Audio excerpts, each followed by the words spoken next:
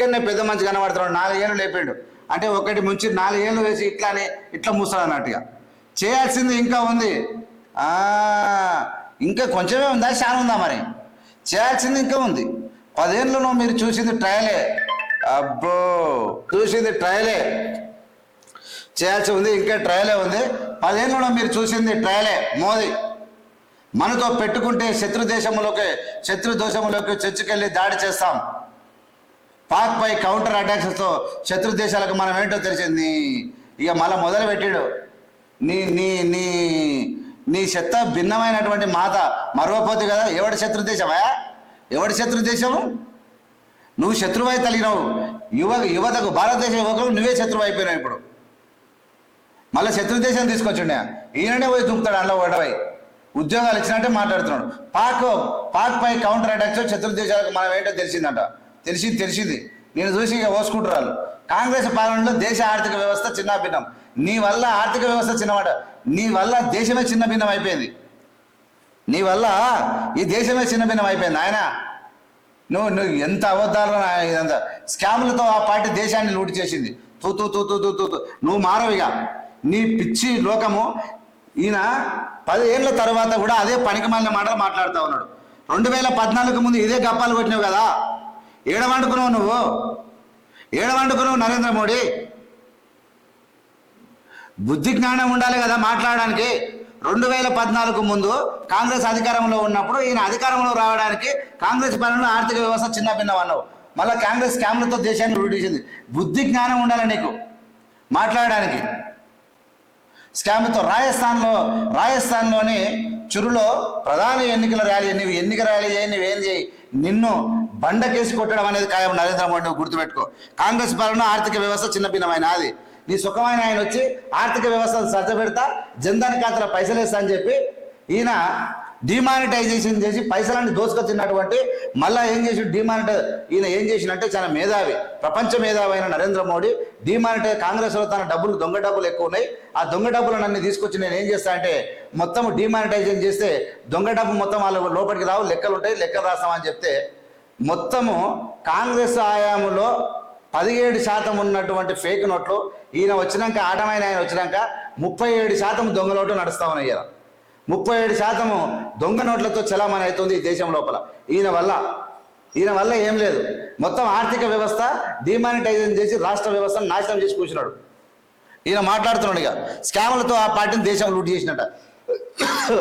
స్వయాన సురేష్ కల్మాడి, రాజా, కనిమూడి, జగన్మోహన్ రెడ్డి లాంటి వాళ్ళను తమ పార్టీకి చెందిన లీడర్లైన స్వయాన జగన్మోహన్ రెడ్డి ఆంధ్రప్రదేశ్ ముఖ్యమంత్రి రాజశేఖర రెడ్డి కొడుకైనా, కనిమూని కరుణానిధి కూతురైనా, ఇలా సురేష్ కల్మాడి శీలా దీక్షిత్కి అల్లుడైనా, ఢిల్లీ ముఖ్యమంత్రి మాజీ ముఖ్యమంత్రి అల్లుడైనా, ఇంకెవడైనా సొంత పార్టీ నేతలు తప్పు చేస్తే, ఆరోపణలు వస్తే జైల్లో పెట్టినటువంటి, శిక్ష అనుభవించేలా చేసి ఇలా సిబిఐ లాంటి ఎంక్వైరీలు చేపించినటువంటి దమ్మున్నటువంటి పార్టీ కాంగ్రెస్ పార్టీ సొంత పార్టీ లీడర్లు దోసుకుంటే ఇలా దోసుకోపోరా దొంగలారా అని చెప్పి జబ్బలు జబ్బరిచ్చినటువంటి నరేంద్ర మోడీ ఈ పేద ప్రజలకు అత్యంత శత్రువు.